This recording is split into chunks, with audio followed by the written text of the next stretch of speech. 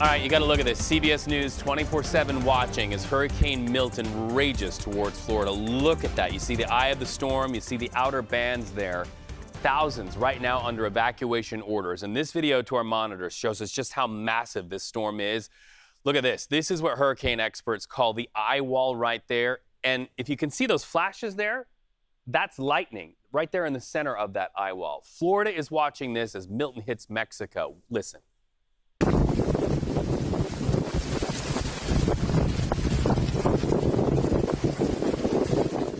That's what it sounds like in the night as Milton approaches. And as Jessica just told us, when Milton hits Tampa, it's going to come at night. Strong winds and waves battering Mexico's Yucatan Peninsula there. And so this is what they're dealing with. And it's also kind of a foretelling of how bad it could get for Floridians. So you can see there, people are busy helping people right there. Video to our monitors show us the efforts in Fort Myers Beach, where it's all about filling up those sandbags to beat back the storm surge. And then jumping over to St. Petersburg, same work to prepare, but an even more urgent situation. There's debris there everywhere, left over from Hurricane Helene. Governor Ron DeSantis ordering that debris cleared out and fast, because once Milton hits, the debris becomes projectiles. Everything you see here is preparation oriented. And then we're talking about Miami as well. North Miami Beach, sandbags, also item number one to keep water out of homes and businesses. In fact, just north of Miami, already they're seeing some flooding on the roads from those outer bands that are hitting Broward County in flood-prone areas. Jess, preparation happening everywhere. And if you are in one of those evacuation zones, Reed, for example, Tampa Bay, as we head into the coming days, you're going to want to evacuate today. Waiting until tomorrow, it's going to be too late. The National Weather Service agrees with that, and that's what they've been forecasting. Now, the models are showing right now about a 50-mile margin anywhere from northern portions of Tampa all the way into southern portions of Tampa. That's where this hurricane is expected to make landfall as we head into the overnight hours, Wednesday night into early Thursday morning. This has been a monster of a storm. It's been emotional for some forecasters, where it did get up to around 180 miles per hour just yesterday to Category 5. It's teetering with those numbers right now, currently at 150 miles per hour, just 80 miles north of the Yucatan Peninsula, causing devastation throughout those communities right now in these daytime hours. Now, the storm will continue to track off into the northeast around 9 miles per hour, holding it a Category 4 for the time being. Those strong winds continue to impact just the Keys, stretching up into the Tampa Bay area hours before it actually makes landfall into the overnight hours Wednesday night into early Thursday morning. Evacuation orders are in effect right now, and like I mentioned before, if you are under them, this is the time to leave today, not tomorrow. It's going to be too soon to the storm already making its impacts, with those outer bands bringing in thunderstorm activity, widespread rain just before the storm surge starts to occur as it makes landfall into those overnight hours. Now, as we take a look at the storm forecasted models, it will hit over Orlando into the early morning hours on Thursday, pushing back offshore just south of Daytona Beach, heading into the early morning hours on Thursday, lasting into the afternoon hours there. Storm surge is the big concern, not only for the Keys, but stretching up along all those shorelines from Boca Grande up into Port Charlotte, past that into the Tampa Bay community. This is the big concern right now. As that eye really starts to center in and we get a really finite forecast of where it's going to hit, those communities, no matter where you are along that shoreline, can see anywhere up to around 12 feet of storm surge. And now I'm going to zoom over into the opposite edge. The east coast of Florida, Edgewater, Daytona Beach, stretching all the way down along those coastline areas into Melbourne. There could also be storm surge in those communities as those winds start to whip in the opposite direction as it moves over Florida. So here's our futurecast wind gust right now, just ahead of the storm, starting to see that offshore flow with about 40-mile-per-hour winds. It gets up to around 100-mile-per-hour winds as we head into Longboat Key, just as that eye is offshore. 3:30 in the morning on Thursday. Power outages possible. Power outages expected with this system moving through just as it pushes over communities like Ruskin. That's where we can see the dying down of the winds just as the eye is over those communities, and it gets right back up to 50-mile-per-hour winds into those early morning hours Thursday. Reed. All right, thanks, Jess. Well, Florida's governor warning people in Tampa to be prepared. Listen to what he just said moments ago to our CBS partners there. The Florida Division of Emergency Management is actively addressing storm-related resource requests.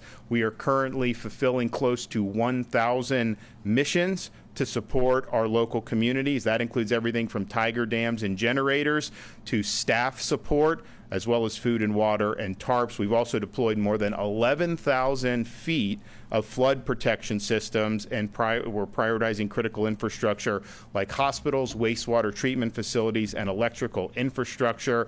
We've also done things like generators to support special needs sheltering operations. Of course, Starlink internet. All counties have access to Starlink internet devices and can use those as they see fit. So also listening to the governor's warnings, people who are in Orlando, and that's where we find CBS News national correspondent Manuel Bojorquez. You know, Helene, and we're mindful of this, hit that area less than 2 weeks ago. Now here comes Milton out of the Gulf of Mexico. How are people preparing?